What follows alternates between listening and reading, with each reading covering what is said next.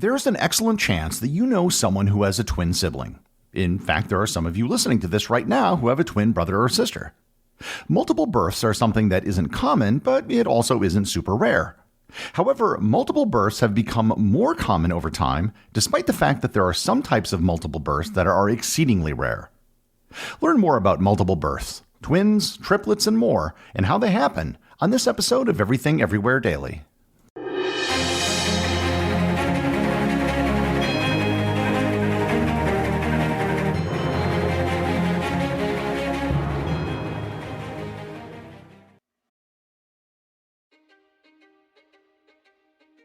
History is complicated. The story of human progress is long, messy, and riddled with controversies big and small. On Conflicted, we dive headfirst into history's most infamous events and contentious figures. We try and untangle the good from the bad, the fact from the fiction, and the monsters from the misunderstood. Was Genghis Khan a murderous butcher or a civic pioneer? Did the Allied powers go too far in firebombing the German city of Dresden at the twilight of World War II? And how did the Marquis de Sade acquire such a sinister reputation? And was any of it true? These are just a few of the tough questions we wrestle with and investigate on Conflicted. So if you love history or just enjoy a good story, please join me, your host, Zach Cornwell, for a fascinating new topic each and every month. Conflicted, a history podcast, is available on Spotify, Apple, or wherever else you get your podcasts. I hope to see you soon.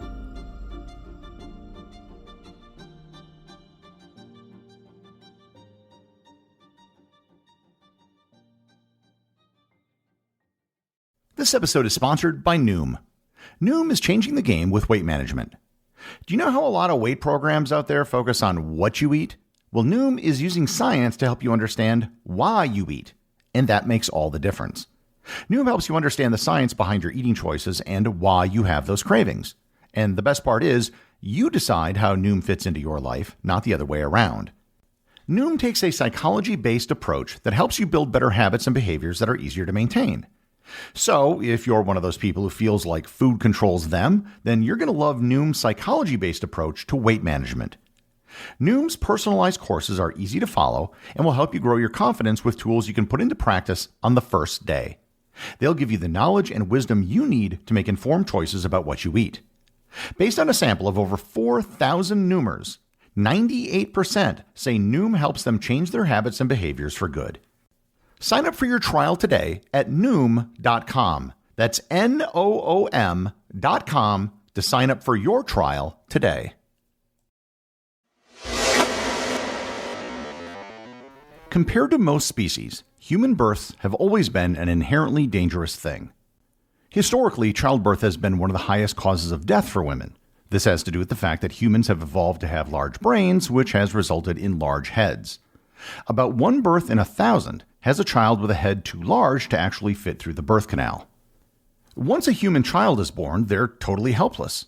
If you've ever seen a video of a cattle or bison giving birth, the calf is often up and walking just an hour or two after being born. Human children usually won't start walking until a year after they're born.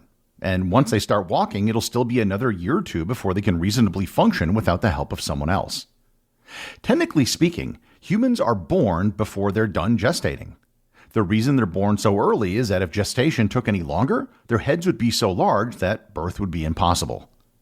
On top of all of that, historically, it was very common for children to die before they reached the age of 5. Infant mortality was the big reason why early human life expectancies were so low. Assuming you could make it past infancy, then you had a good chance of living a long, decent life. I bring all of this up to illustrate the point that birthing and raising humans is actually very difficult. It's more difficult than it is for any other species that we know of. Because it's so difficult, the default for humans is to only give birth to one child at a time. If you have more than one child, the risks of childbirth go up, the risks to the children go up, and the difficulty breastfeeding and raising the children goes up as well. That being said, multiple births obviously do occur. With modern medicine, most multiple births today are no more dangerous than single births, both to the mother and the children. So as we get into the subject of multiple births, we should probably start with the most common form of multiple birth, by a wide margin, twins. Twins are uncommon, but not particularly rare. As I mentioned in the introduction, most of us probably know or are related to someone with a twin. The percentage of births that result in twins varies around the world and has varied over time. The lowest rate of twin births can be found in South America and Southeast Asia, where 6 to 9 twins are born for every 1,000 live births. The highest rate of twins are found amongst the Yoruba people in West Africa, where 45 to 50 births out of 1,000 result in twins. The percentage of twins born over time has changed as well. In the United States, the number of births that resulted in twins was 9.4 per thousand in 1980. But by 2009, it had risen 76% to 16.7 sets of twins born per 1,000 births. Recent data from the Centers for Disease Control in the United States reported that the rate of twins is now 3.4% of births. This is actually a dramatic increase, a more than doubling of the number of twin births in just 40 years. The increase is almost exclusively due to the use of fertility drugs. The reasons why these result in increased multiple births, and the reason why the Yoruba people have so many twins, I will get to in a bit. You're probably also aware that there are different types of twins.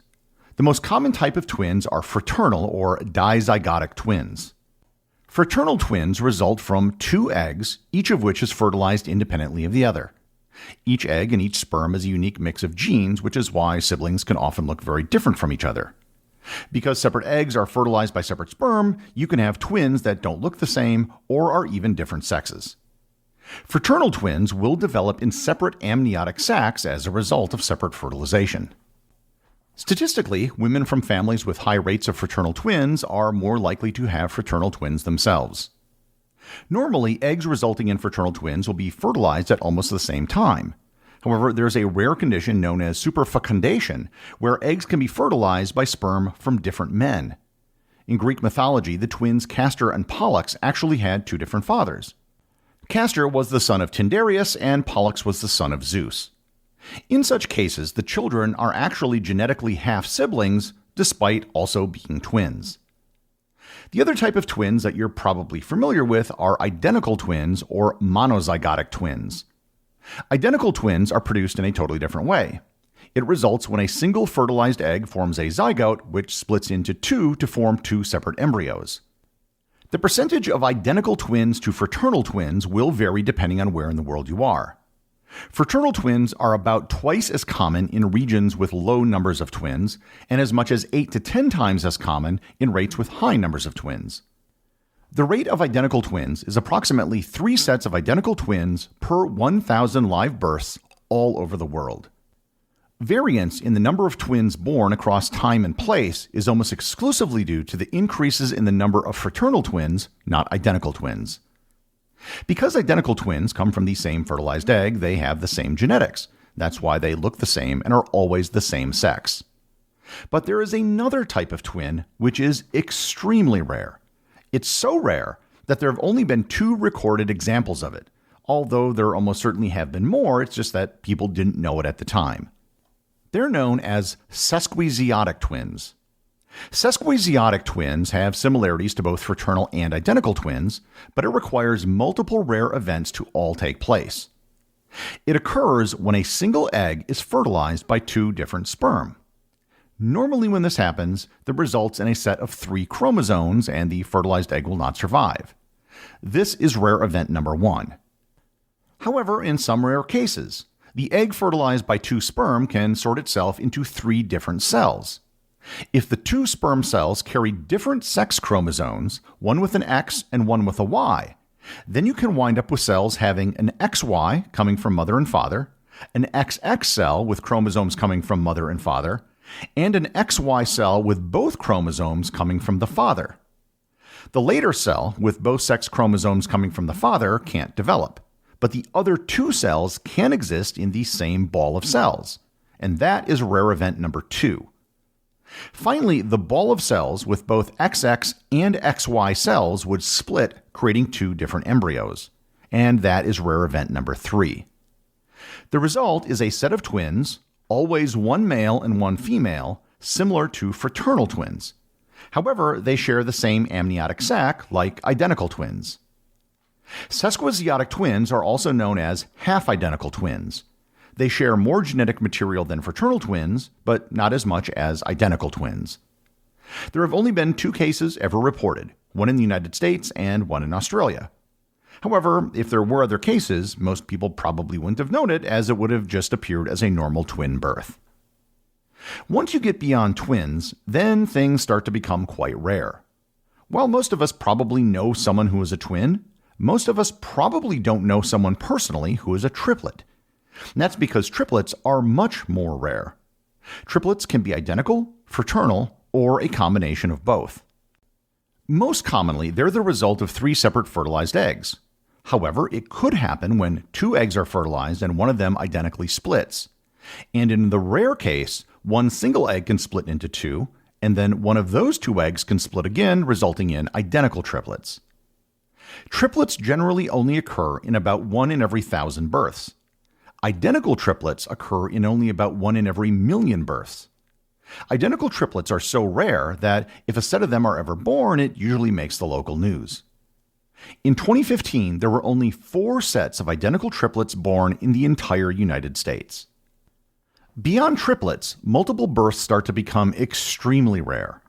There are only 3,556 known sets of quadruplets in the entire world, of which only 70 are identical quadruplets. The process of making quadruplets is the same as with triplets, with some combination of multiple eggs or zygote splitting. This many children being able to survive birth at the same time is an almost totally modern phenomenon.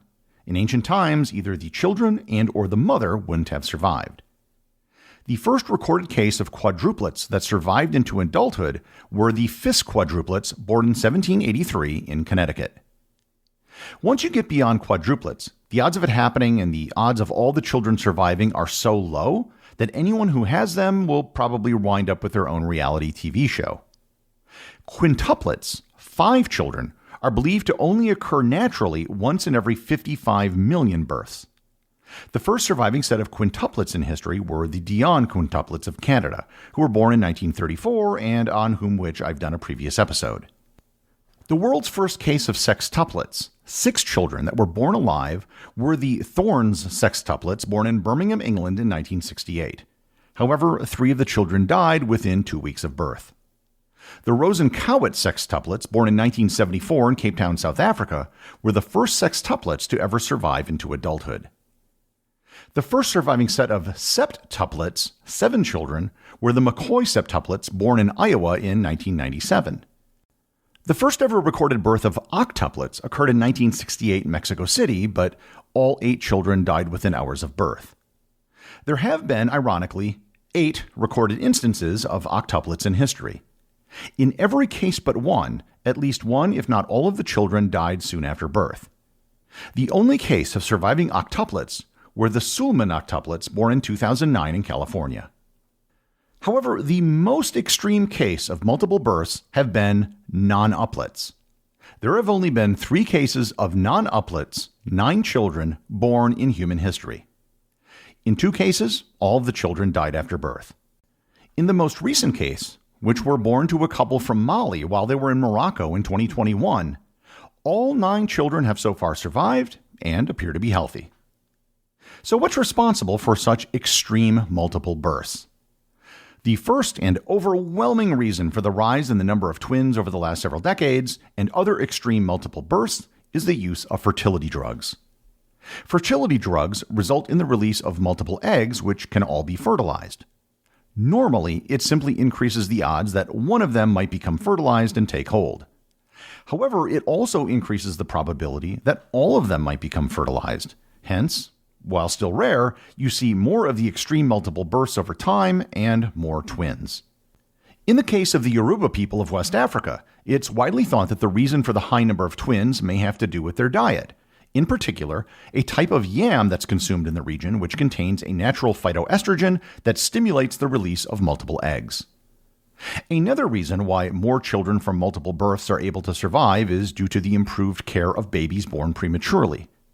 Almost all multiple births run the risk of premature birth, And in the case of extreme multiple births, it almost always happens. It is pretty much impossible to have a full gestation period for that many children. That is why almost all of the cases of surviving extreme multiple births have taken place in just the last few decades. Also, extreme multiple births almost always have to be delivered via cesarean section, which is a procedure that until relatively recently was only performed in extreme cases and often resulted in death. Today, it's a regularly done procedure at most hospitals. And on top of all that, developments in infant formula have made it possible for infants from multiple births to survive, whereas in the past, they might have starved to death. Multiple births have always been a part of humanity, but recent developments in fertility treatments and medicine have made multiple births more common and have dramatically improved survival rates, which means that there are now more twins, triplets, quadruplets, and quintuplets than ever before. The executive producer of Everything Everywhere Daily is Charles Daniel. The associate producers are Thor Thompson and Peter Bennett. Today's review comes from listener Abdullah over on Podcast Addict. They write, "And done. Abdullah here to inaugurate the Pakistan chapter of the Completionist Club. I don't think I've ever been more engrossed by any form of media, maybe except for reading The Lord of the Rings the first time around. Great podcast from the unpredictability of topics to perfect delivery. Never change. However, I would love to see more topics from my native land, which has been tangentially mentioned many times. We'll have a piping hot celebratory biryani." Well, thanks, Abdullah. First, let me congratulate you because, as far as I know, you are the first member of the Pakistan Completionist Club, the first of your 241 million countrymen to have completed the feat. Also, I do have some Pakistan-related episodes on the list, including more on the Indus Valley Civilization, one of the foundational civilizations in the world, and an episode on the partition of India and Pakistan, which was one of the most significant events in the post-war 20th century. Remember, if you leave a review or send me a boostagram, you too can have it read on the show. Arnold Schwarzenegger. Born to be bad. And Danny DeVito. Way to go, Mom. Are twins. My name is Julius. I'm your twin brother. Obviously. The moment I sat down, I thought I was looking into a mirror.